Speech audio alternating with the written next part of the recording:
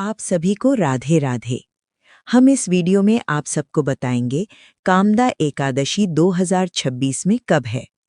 कामदा एकादशी की तिथि क्या है, शुभ मुहूर्त व्रत का पारण कब किया जाएगा, कामदा एकादशी पूजा विधि, कामदा एकादशी व्रत का महत्व।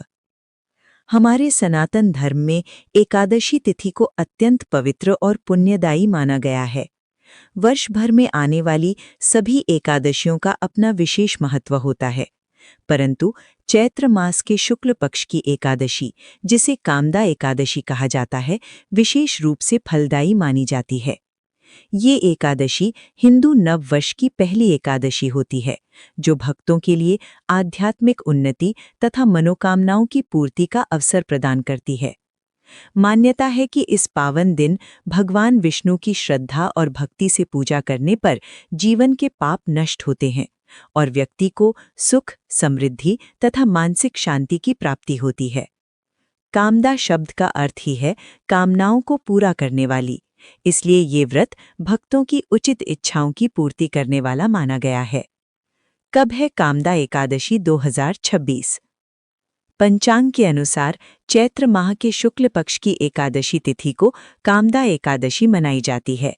वर्ष 2026 में एकादशी तिथि की शुरुआत 28 मार्च को सुबह 8:45 पर होगी और इसका समापन 29 मार्च को सुबह 7:46 पर होगा। उदया तिथि के अनुसार 29 मार्च 2026 को कामदा एकादशी का व्रत रखा जाएगा। पारण का समय 30 मार्च को प्रातः 6:31 से 7:09 के मध्य रहेगा। धार्मिक ग्रंथों में कामदा एकादशी को अत्यंत पवित्र और कल्याणकारी बताया गया है। पद्म पुराण के अनुसार इस व्रत के प्रभाव से मनुष्य अपने पूर्व जन्मों और वर्तमान जीवन के पापों से मुक्त हो सकता है। ऐसी भी मान्यता है कि ये व्रत व्यक्ति को मुक्ति दिलाकर मोक्ष की ओर अग्रसर करता है। यही कारण है कि भक्त इस दिन भगवान विष्णु का नाम स्मरण, भजन और ध्यान करते हैं। कहा जाता है कि जो व्यक्ति श्रद्धा और नियम के साथ इस एकादशी का व्रत करता है, उसके जीवन में सकारात्मक ऊर्जा का संचार होता है और भगवान विष्णु की विशेष कृपा प्राप्त होती है। कामदा एकादशी पूजा विधि। प्रातः ब्रह्म मुहूर्त में उठकर स्नान करें और स्वच्छ वस्त्र धारण करें। भगवान विष्णु की प्रतिमा या चित्र को स्वच्छ आसन पर स्थापित करें।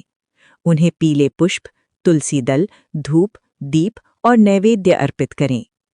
ओम नमो भगवते वासुदेवाय मंत्र का जाप करें। दिन भर भगवान विष्णु के भजन, कथा और कीर्तन करें। रात्रि में जागरण और भक्ति भाव से भगवान का स्मरण करना अत्यंत शुभ माना जाता है। अगले दिन द्वादशी तिथि में विधि विधान से व्रत का पारण करें। हमारे द्वारा दी गई जानकारी आप सभी को अच्छी लगी हो तो हमारे चैनल को लाइक, शेयर, सब्सक्राइब करिए। धन्यवाद।